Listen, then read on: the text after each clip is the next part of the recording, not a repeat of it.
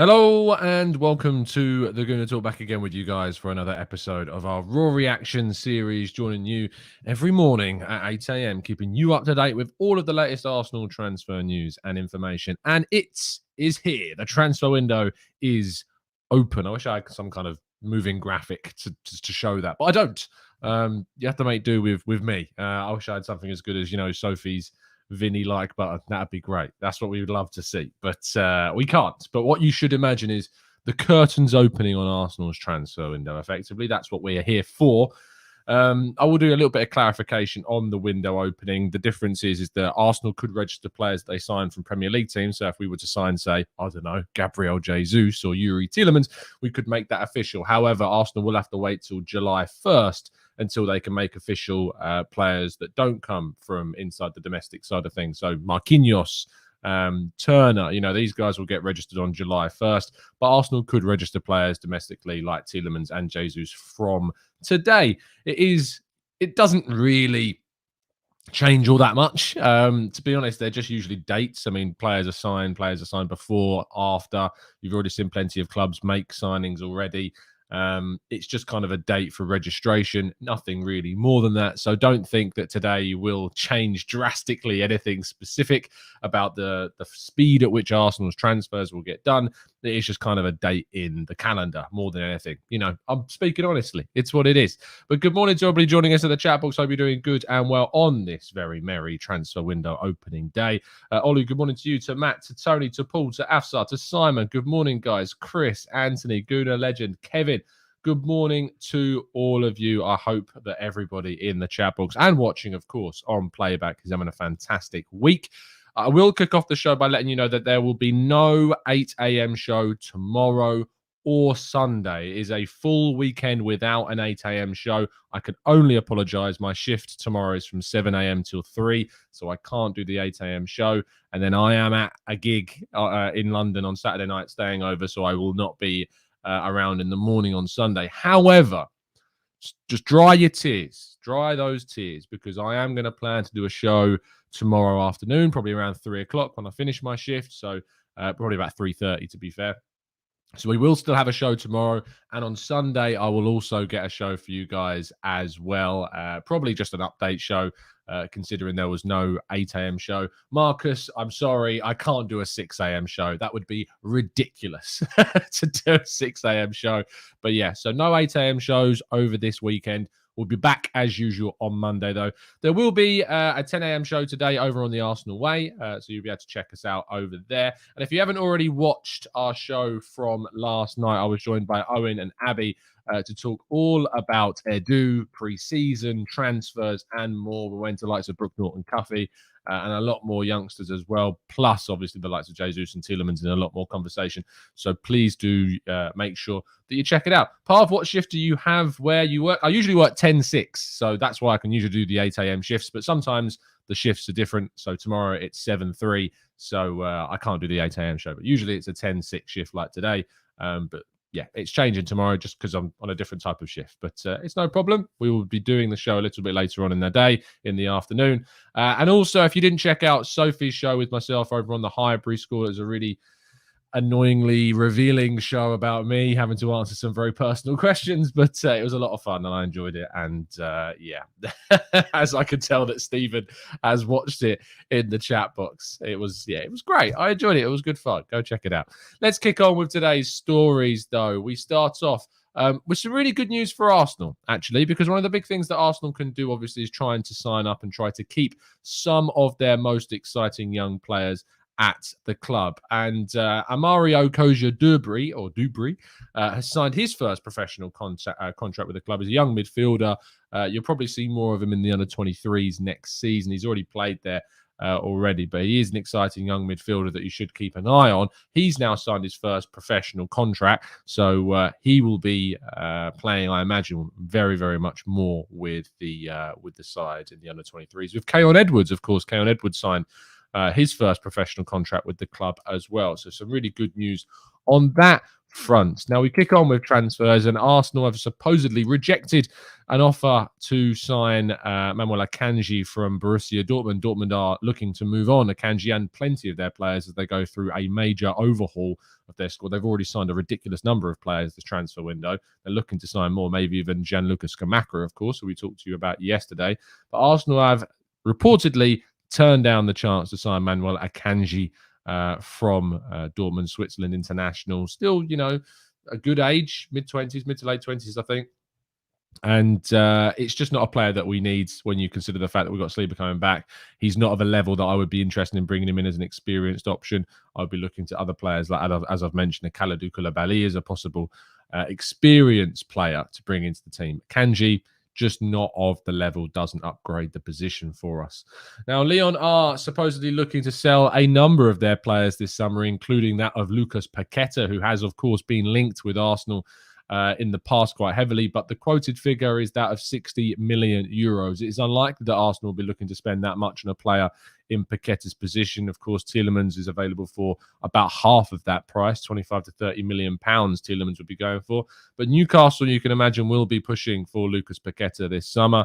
Has had an excellent season or two at Lyon after making that switch from AC Milan after it just didn't really work out for him in Italy. Brazilian international now, really strong player, and unfortunately probably won't be ending up at Arsenal this summer.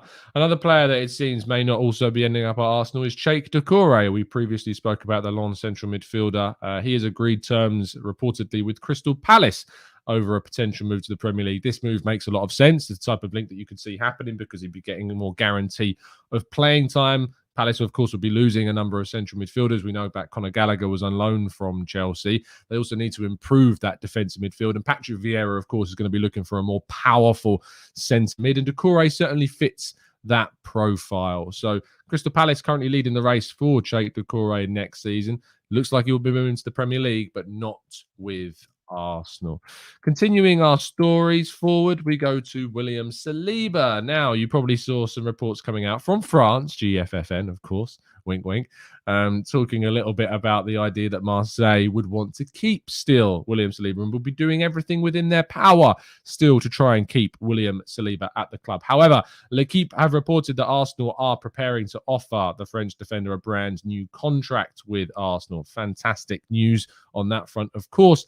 I will still take it with a pinch of salt because the French coverage of the Saliba story has been exceptionally biased. I think we can all agree at this stage. Ridiculously biased against his future at Arsenal. It's been very affected. Fair play to the kid for pretty much ignoring it at this stage and saying that he wants to continue on with Arsenal and that, he's with Arsenal. He's an Arsenal player. He wants to show the fans what he's about. Fair play to him for that, with the amount of rhetoric and narrative that has been driven behind this story by the French media.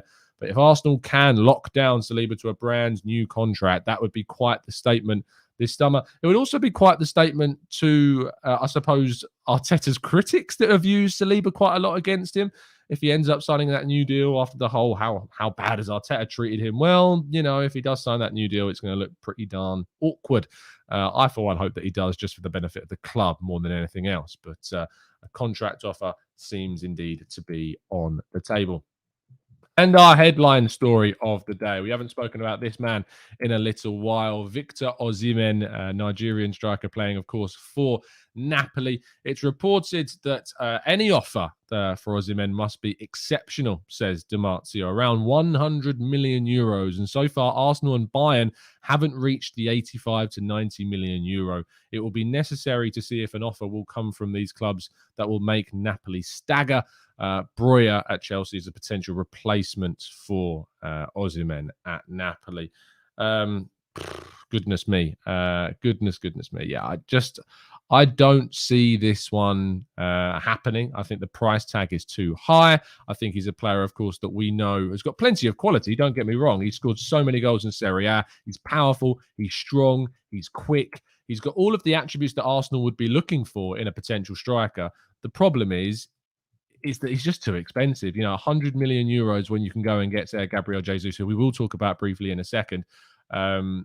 It's just not realistic at this stage for Arsenal because they need to invest in midfield. They need to invest in a wide forward. And all of those things doesn't make it any sense for Arsenal to go as high as 100 million euros. I know the argument will be if Arsenal are a serious club, they go and spend that much on a striker, but unfortunately, not that. It's just not that. And so if Arsenal want to go and strengthen a number of positions, which we know that we need to do, it's just not feasible.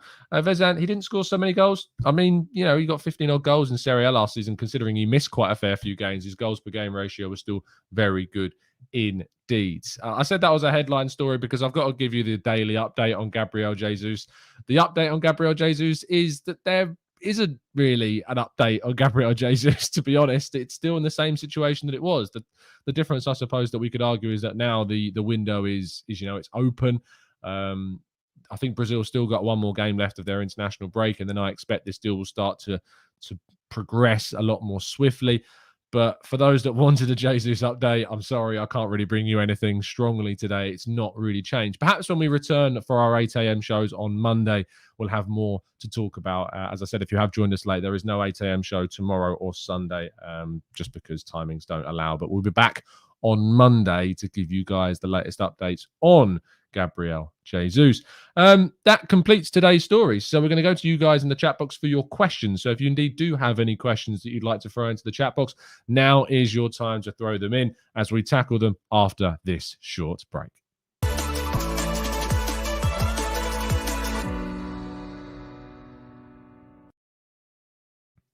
All right, then. Let's jump into the chat and see what you guys have been saying. Freddie says, haven't you read that Chelsea are now interested? I mean, that's been a story that's been going on for the last few days. We discussed it for a fair few days as well. I think that Chelsea will struggle to obviously move on Lukaku swiftly, and that may delay any possible move they have for a replacement, which should give Arsenal the incentive to push in and try and secure Jesus. Olu says, Osimhen for 100 million euros or Nunez for 100 million euros? It's a good question because you've got Osimhen who's playing already in Serie A in one of the elite leagues, has played in France as well. Nunez, of course, is more of a risk. Only played for Benfica in Liga NOS at kind of this level. Has played in the Champions League, of course, and scored against some big teams. I think I'd lean towards Osimhen, but Nunez wouldn't be a bad signing by any shadow of a doubt at all. But I don't think either of them are realistic for Arsenal at that kind of fee this summer. Let's go to Mohamdim, who says, as the Jesus deal being increasingly difficult now, does shifting our first choice to a penalty box target man like a Scamacca mean we have to completely readjust our way of playing from last season?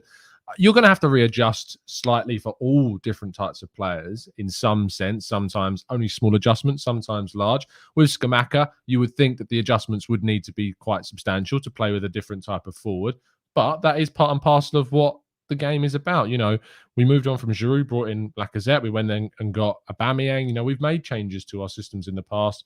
It's not necessarily worked. This time we'd have to make a couple of changes, sure, but that's why you need to get your strikers in early.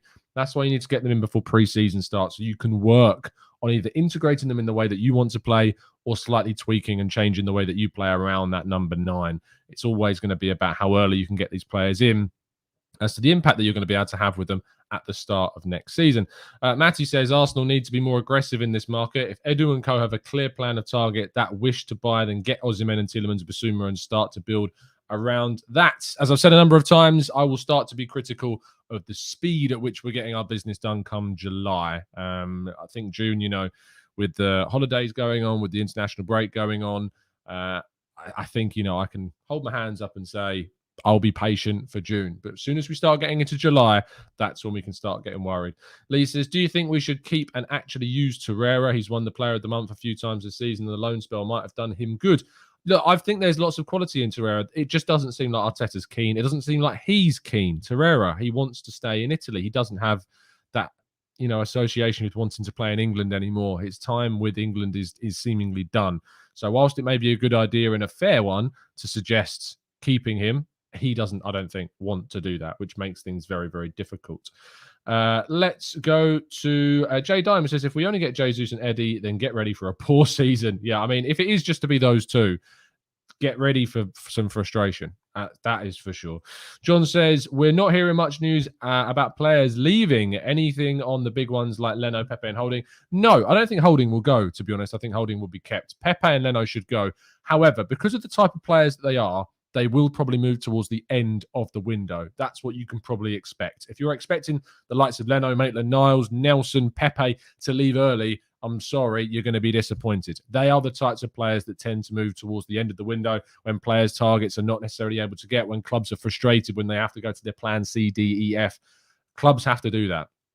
And so I'm expecting them to move for these types of players later on in the window. I hope I'm wrong. I hope they go earlier, but I would have more expectation that those players will be moved on closer to the end of the window when the most movement tends to happen. Aribi says, Tom, considering how many crosses we were putting in last season, do you think we would be really changing our style of play if we get a proper number 9? Yes, because it's not the primary. The primary style of play that Arteta chooses obviously is a more intricate style with those incisive passes. Yes, getting into those wide areas, but more so cutting those balls back for the likes of Saka, Martinelli, and of course the number 9 to finish. We might add a few more crosses. I don't think we change drastically, even if you put Scamacca in there. He might become more of a target man that can be focused to hold up and link the play even better than Lacazette was available to do. But I don't think it changes drastically for him, to be fair.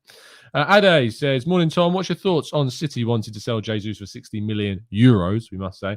And do you think it will be difficult to sell some of our players? Apparently, that was the previous fee. They have softened their stance. He might be available for less than that, around 42 to 45 million pounds. 60 million euros was quite high for a player with 1 year left on his deal. That said, as I've mentioned before, he is a player of a certain level that doesn't really matter how long is left on his contract, because he's of that bordering on world-class level. He is going to command a big fee, already playing for a big club that don't need the money.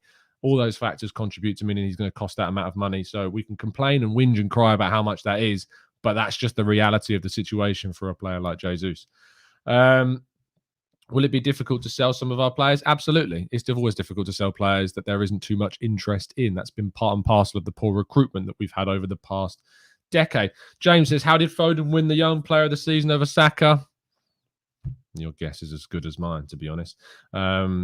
Benga says, is there any concrete in Yves Bissouma? And what's his contract situation at Brighton? No, there isn't anything concrete. As far as I'm aware, Arsenal don't even have an interest in Bissouma at the moment. They're waiting, of course, for that situation to resolve itself. And it hasn't as of yet. And it probably won't until at least a little bit later on, maybe even all the way through to October, supposedly. So I doubt there'll be any interest in Bissouma this summer. I doubt we will go for Bissouma at all. There is no interest right now. Drew says, do Bayern have a Neuer replacement yet? He isn't getting any younger and have a world-class keeper as well. I don't know. He has just signed a brand new contract, though, has Manuel Neuer. So I don't think there's any plans this summer to find his replacement at the moment. Gang says, Tom, seems we are set up for early disappointment as we might sign a striker and centre mid by late July, but then we would wait till we're able to recoup some money from player sales, leading to a deadline day signing. It's impossible to predict what we might do and when we might do it at the moment, Gang. It's utterly impossible. It's worthless trying to even speculate on when I think the business will be done, because there are players that I think can get done early. If we get them done early, great. That will change if we don't, and it will mean that we have to switch targets. Let's see what happens, but there's no point losing our heads about what we have or haven't done so far in the window on the 10th of June. CA says, what do you think of Richarlison instead of Jesus? Not for me. I'd rather see Jesus. I prefer his attitude, his pressing, what he brings to the team. I think he's a better player. He fits Arsenal more simply than what Richarlison would. And obviously, there's the attitude issues that Richarlison is also associated with. Marcus says, after last night's show with Sophie, great show, has Chris Rock cancelled his TGT membership? Oh, dear. If you watched, you know, it's as simple as that. Andrea says, what's your view on selling Gabriel when an offer of 50 million comes in? No, thank you. I honestly think he could be one of the guys we let go along with either Martinelli or Smith Rowe. If a 50 million bid comes in, I'm turning it down. We don't need to sell. He doesn't need to go anywhere. We don't need to replace him. We're keeping Gabriel. That's for sure. Manal says, I don't think we will get more than 3 signings. Pessimistic, but you're entitled to your view. Nikanyezi says, hi, Tom. What if we keep Pepe and still get a Jesus and Gakpo in additions? I think that could work for us with the amount of games we're going to play. I mean, it might work for us, but Pepe ain't going to play because Arteta does not seemingly rate him at all. So I don't see that happening. I think Pepe will move on. He's changed agents so that he can actually try and get that move. So it wouldn't make any sense for him to end the summer still with Arsenal after what his intention is, which is to move on. Charlie says, did you get a season ticket this season? No, I haven't seen, because I work the games. So because I work the games so often, I haven't got myself a season ticket. If I had a normal 9 to 5 Monday to Friday job, then sure, I probably would have gone and I am on the waiting list, so I would have delayed it a year if it didn't happen. But if I was in a normal 9 to 5 job, then probably. But no, I just can't at this stage. It will also become really tricky to run the channel at the same time as well, because we do the match reaction shows when we can. That's difficult. And it would depend on where the seat was. I'm very picky about where I sit in the Emirates, which seems so pretentious considering I know that people dream of going to their first game. But when you have the accessibility, as you know, if you do and you live in the UK, I can be quite picky about where I sit in the Emirates. So I really don't like sitting behind the goal, for instance. I like being on the sides or in the top tier at times so you can see more of the game, get a better kind of understanding of what's going on. I don't mind some games sitting in the North Bank or the clock end on the lower tier, but for me, I'd rather sit on the sides and see more of the game personally at times. Just the way I watch football is just that preference. Let's go to Mo, who says, how many players do you think we will need to compete for the top 4? I've said for a long time 7. I think we've needed a goalkeeper, which we've already sorted. I think we need the versatile fullback. I think we need 2 forwards. One of them can include Nketiah, a wide forward. I think we need 2 central midfielders as well. But I don't see that happening. Stephen says, would you say there is a hitch with the Jesus signing? Very good. Darren says, hi, Tom. Who would be your choices for captain and vice-captain next season? Any thoughts on Paul Merson suggesting giving Ben White the captain's armband? I never really looked at Ben White as a captain. Sure, as maybe one of the leaders in the team, but not a captain. It's funny because it would have been Martin Odegaard or Tierney, but they both have their issues. I like someone who's at the centre back or deep in central midfield getting the armband. Tierney's injuries are too much of an issue. Odegaard is just sometimes I'm not 100% sure if he's ready. But out of the group, I'd probably lean towards Odegaard. Maybe it's that we end up signing a captain to lead us, but it would be a bit odd signing someone that then suddenly becomes the captain. Let's go to Andreas, who says, how much would you take to sell Gabriel? I don't know. I don't think we're too scared to sell important players at all. I think that I have too little faith in us replacing players in the correct way because of what we've done in the past. I'm more encouraged by what we've done recently, but there's no need to sell him. There's no need to sell Gabriel at all. Tanish says, Liverpool are going to sign Nunez. City have signed Haaland, whilst technical director of Arsenal, Edu Gaspar, is partying and hopeful of deals still taking agents. I think this is shambolic. I think that's wildly hyperbolic, Tanish. I'll be very, very real with you. Edu partying. People are allowed a holiday, People can go on holiday. And this is the time, late May, early June, when holidays happen. And I'm fine with them going on holiday. It doesn't mean that they can't use their phones, by the way. It doesn't mean they can't ring up agents. It's just part and parcel what happens. And it's the 10th of June. To describe the window as shambolic on the 10th of June, I think is very, very, very, very over-exaggerative. That's what I wanted to say. Drew says, there were links to Botman all of a sudden. Do we need him? No, Newcastle, I think, are going to end up getting him. Mo says, I agree, Tom. We need 6 or 7 signings to compete in 2 competitions next season and to try and finish in the top 4. Look, for me, my expectation for next season is to qualify for the Champions League. Be that in the top 4, be that winning the Europa League. That's my expectation for next season. Matty says, what are your thoughts on Ivan Toney and Jarrod Bowen? Toney is further down my list of striking options because the attitude is an issue, but Jarrod Bowen would be a brilliant signing. It would change the way in which we use Bukayo Saka, I think, but Bowen is a brilliant player. Very, very underrated in the English league, I think. Actually, it says, no, how dare they take a holiday? Arsenal is finished. Langer says, will we shift in tactics from Liverpool and Man City with them signing such similar powerful forwards? I did talk about this before. Look, I don't think it's necessarily a tactic of them signing more powerful forwards. It's just because they are the most hyped up and well appreciated young strikers on the planet right now. That then leads into the idea that they would switch, that there's kind of this shift to a more physical forward. I don't think it necessarily is that. I just think it's because they are the 2 profiles of striker that are the best young potential options on the planet right now. It's a coincidence that they are very similar in style. I don't think it's a causation of a shift or that they're changing their minds. It's just because they know if they get those players in, it's you're taking the best options that are available. Lee says, what do you think about Eddie? We have offered him 100 grand a week a while ago and still not heard anything. I think we'll probably hear about that fairly soon. As I said, people are on holiday at the club at the start of June. That's typically when the holiday period happens for staff. I imagine that will get offered mid to late to early July, and not offered, but we'll see it announced. If it is indeed announced, if it is indeed agreed, we've not had any kind of confirmation it's been agreed. We've had confirmation that he's leaning towards renewing, but we've had no official confirmation that it's been agreed as of yet. King says, Tom, why are people so obsessed with Edu's private life? Because people like to be angry. People like to be angry about something. I find that a lot. Thankfully, we do tend to temper expectations quite well and keep, emotions to a reasonable and acceptable level here. But people have got to be angry about something. We talked about it last night. The hatred towards Arteta and Edu in particular is always going to be there. There's a lot of principle about and pride, I think, in some people's opinions about Arteta and Edu and hating them and wanting them gone. So if they can criticize something, they will. It's just part and parcel of what some people choose to do. And that's, they're entitled to their opinion. I think it's wrong, but they're entitled to their opinion. And people are obsessed with people like that and what they do outside of football, and that think they shouldn't have a day off the whole year. They deserve some holiday. It's just part of life. They deserve some holiday. I don't take them. I do this every day at 8 a.m. But I will eventually. You've got a honeymoon later this year, so even I will be taking a break from this show. Jay says, "Hi Tom. I don't think you know much about football because you keep insisting Lokonga is a good player. That must mean I know very little. Have you really watched his play? He makes no progress forwards, only backward passing. Disgusting." Okay. Let's tackle this. That's fair. Let's be fair to these people. If you want to criticize me, that's fine.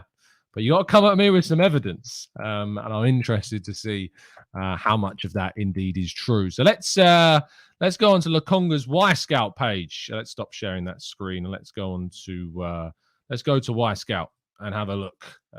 Here we go. Sambi Lokonga, season 21-22. We'll go to the Premier League stats. Passing.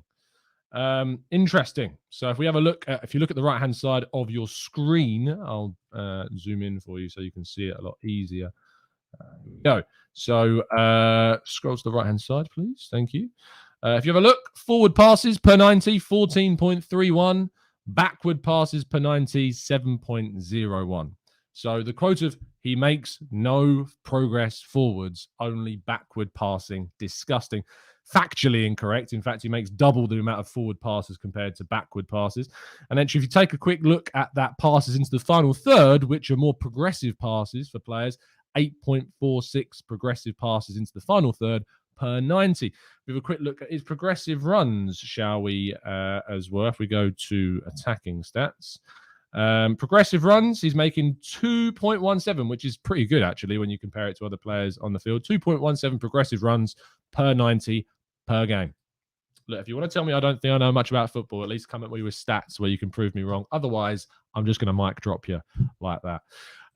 Let's scroll down into the chat box a little bit more. AFC West Mid says, we missed out on Vlahovic, City getting Haaland, Liverpool getting Nunez. If we want to be a big club, spend the money, get Osimhen, Jesus to have a competitive front line. We're obviously going to have to do quite a lot if we want to close the gap to teams like City and Liverpool. It's going to be very, very tricky. It's not going to happen in one summer. It's not going to happen in 2 summers. It's going to take time for a consistent number of windows making the right decisions. And that's what we ultimately need to see. Gang says, Tom, one complaint I have with the current management is assertive management. We treat our assertive players in the way that they end up losing value. Assert. I don't know what you mean. I'm assuming you mean players that are a little bit tricky. So Guendouzi, like we didn't really play them, so we lost value. Pepe didn't play him, so we lost value. I talked about this. It's very difficult to find a balance because if Arteta doesn't rate Guendouzi, if he doesn't think he's good enough or he doesn't want to use him, he doesn't want to use him. If he doesn't think Pepe is good enough and he doesn't want to use him, he doesn't want to use him. If he doesn't think Leno is good enough, he's not going to use him. And yet the same people pressure Arteta to win games. If Arteta doesn't win enough games, if he doesn't do it well enough, he's going to get stick. And yet at the same time, we're then pressuring him to use players that he doesn't think is good enough, that he judges as not deeming good enough to play enough games of football. So if he's not playing Pepe enough because it's affecting his value, and we then complain that he should use Pepe, who has clearly shown throughout last season, in my opinion, in the games that he played, that was not enough quality to get us to where we needed to be. There's no way in my mind, in any shape or form, that he would have given more than Saka would have last season throughout the season.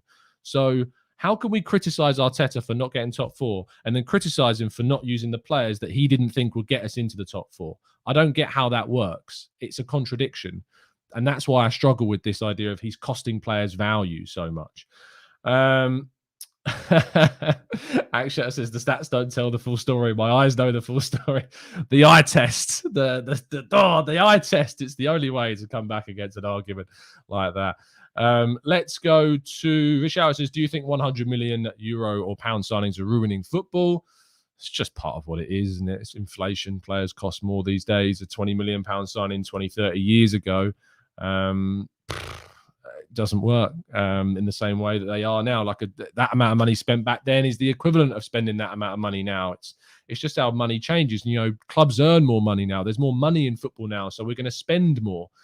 I hope that makes sense. But that's why we're seeing, you know, so much more being spent now, is because there's more money in the game. So if there was a Nunez or a Haaland 20 years ago, they would have gone for half or a third of that price.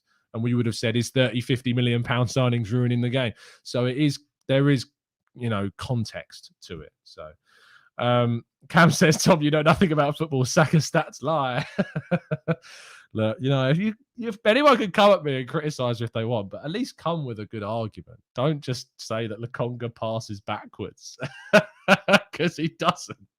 Factually, he does. And I mean, to be fair, if I didn't know anything about football, why would you all watch it? Like, surely I must be saying something, right? Surely must be something. Oh man, I can take criticism, but I just don't take criticism when it's just wrong. It's just factual. It's just not true. You know that fake, what was it, Ed Miliband, that meme? It's just not true. It's just wrong. Ashwin says it only destroys football because we support Arsenal, and Arsenal never spends 100 million. You know, we spent 80 million euros on Pepe. We've spent loads, and it just hasn't worked out. It wasn't the right player. It was not a smart signing. It didn't fit what we wanted to do. If we spend that amount of money on a player, it's got to be because they fit what we're doing. That's why Gabriel Jesus, I don't mind spending that amount of money, because he fits what we're doing so perfectly. Tielemans I like a lot. I think there's so much to come from him as well. So let's see what happens. Akshat says, seriously, where is the Edu hates coming from? Since he's been here, we've literally had one bad signing, which has been Willian. We had a very successful rebuild last summer. Boggles the mind. It's not just Willian, you know. Alex Runarsson, we would point to, but I only know he cost 1.6 million or whatever. You know, there's been questions about Tavares. You've got to be fair in your criticism. That's what I like about doing this show, is that I feel like we can be fair and grounded and balanced. Edu has made mistakes. We didn't, you know, there was no pressure to register Saliba in 2020. We didn't bring in any players in January of this season, and we arguably should have done, and we should have tried to get a plan B or C on a temporary option. We didn't go out and buy a midfielder of starting quality in 2021, which is a really important area of the game. We instead renewed Granit Xhaka, which, yes, Xhaka's had a very good season, and I'm one of the most big backers of Granit Xhaka. But if there was a chance to upgrade, which I think there was in 2021, we didn't do it. So, you know, he has made things that I would criticize, but you're right. We have done a lot of good things, you know, in the last two summer windows. And this third summer window of Edu, I want to see that continuation of the improvement of recruitment. It's the sales department that needs to get better as well. You know, we've not sold players well enough. Yes, we've sold players like Willock and Martinez for very, very good amounts of money, considering the players that they are. But also we've had to pay players off, and we've allowed players to leave when maybe it wasn't that beneficial for us, like Callum Chambers. We let leave when we had 6 months left on his deal for literally nothing, and he could have done us a really big favour in those final few games, especially in the running when we were without Tomiyasu and Tierney, and Holding was suspended and White was not fit yet. So we could have really done with him. So that was a bit of a mistake. So yeah, he has made mistakes, but he's also done a lot of good things, and it's about that balance as well. Matt says there's a new update from The Athletic. Okay, let's have a quick check. I haven't seen anything on my feed pop up, but I might just be missing it. Let's have a quick check. Athletic UK. Is there anything new? Oh, okay. There's a transfer update. Let's see if there's any Arsenal news that we can pick apart from this. Arsenal. No matches. There's nothing about Arsenal in here. What? Unless I'm going mad. Likelihood of getting a defensive midfielder? No. Christian Eriksen? No. Ghana? Oh, that's interesting about Charlton. But no. Marcus Rashford, Jadon Sancho? No. What is going to happen under Anthony Martial? No. Sorry, there's nothing about Arsenal in here, unless I'm on the wrong one. But there's nothing about, unfortunately, Arsenal on that page, unless I'm looking at the wrong article. But annoyingly, there's nothing. That's a shame. The Athletic article is up. Which one? Oh, no, Gunner Blogs had an article. Sorry. Let me find that. This is the problem with doing a live show, is that you have to try and find stuff on the fly, and you can't edit any of this. Here we go. Arsenal transfers. Jesus and Tielemans remain the focus. Next week's crucial in Jesus' pursuit. Interest now from Chelsea. Scamacca willing to move abroad. Gnabry not been discussed as a target. Zinchenko admired, but not a priority. I will obviously be reading this and covering a lot of this over the weekend, but there's a lot to read there from The Athletic. I'm not going to go and read through an entire article when I've just done 36 minutes of a show, but I will make sure that I give it a read. But Scamacca willing to leave Italy is a good thing. So, and as I said, we talked about this yesterday. We talked about the fact that he came through in the PSV academy. He went back to the Netherlands on loan. He's more willing to move abroad. So that's really strong, and I like that. I think we knew that because of what he's done in the past, but it's great to know that there's that willingness for him possibly to come to Arsenal, and that he is a genuine target of the club. Chelsea's interest in Jesus is obviously a worry. Next week's In That Pursuit is going to be crucial. We got to hope that we get that deal done. We're going to wrap things up there. Thank you so much, guys, for tuning in. Do subscribe to get more mic drop moments and people being disproved with stats. We love it. It's always a pleasure to join you. Drop a like on the channel if you've enjoyed the show, and subscribe if you're indeed new around here. I'll be back at 6-ish. Yes, I should be back. Yes, I should be back for a 6 p.m. show. As I said, there's no show tomorrow or Sunday at 8 a.m. There's no 8 a.m. shows over this weekend because I'm away and working. The 8 a.m. show will return on Monday. So don't forget that is going to be the case. Don't send me messages going, where is it? Where is the show? Because even though I tell people still come at me and say, where's the show? So I've told you. Oh, what's going on? Oh, why am I emergency SOSing someone? Don't do that. That was so random. Why did that happen? Did you hear that? That was mental. My phone just trying to contact the emergency service. The emergency services are not happy with the fact I'm not doing an 8 a.m. show, clearly. Anyway, have a fantastic day, people. Enjoy your Friday. You've earned it. Weekend's coming. I'll see you again very, very soon. And as always, up the Arsenal.